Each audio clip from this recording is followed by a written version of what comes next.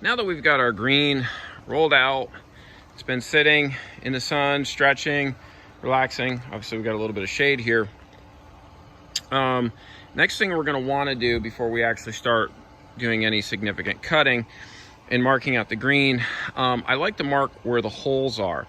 So obviously we can't see the holes, so what I like to use, especially when we draw out our green, is just kids sidewalk chalk. The stuff's fantastic. It'll leave all of the marks that we need to indicate where the holes are, and then drawing out the green. But if we don't like what we drew, we can erase it and then remark it. But I want to see where the holes are so that as we start to draw out the shape of our green, we know where everything is.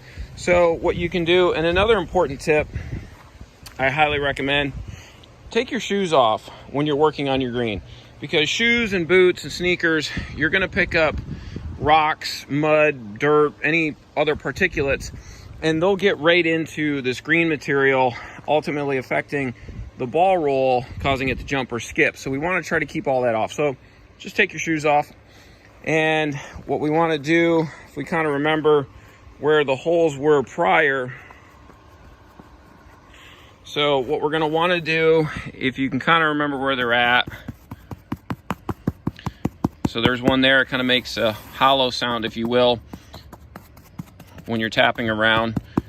You can use your foot, but try to just kind of tiptoe. We don't want to step in it and dislodge the cup at all. So now that I know that it's here, I just want to mark that. After I've marked all the holes, now I can draw my shape out a little bit better, because obviously I can't see the spray paint underneath the green. So I'll mark all these out, and then I'll start drawing on the green and show you what that's like.